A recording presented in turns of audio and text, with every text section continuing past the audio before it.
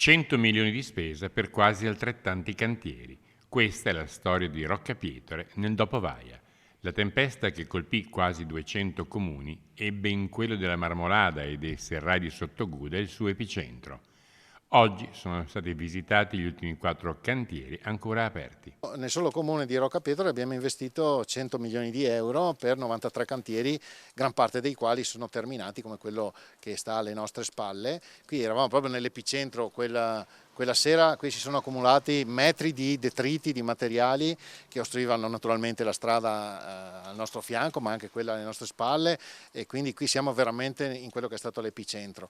Noi abbiamo investito non solo per ripristinare i danni, ma anche per migliorare la sicurezza che c'era prima. Chi viene oggi a Roccapietore difficilmente potrebbe immaginare quanto accaduto allora, e lo dimostrano le ormai oltre 30.000 presenze registrate dopo il loro recupero nei serrai di Sottoguda. Il comune di Roccapietore ha subito moltissimi danni, è stato il comune sicuramente più colpito del Bellunese.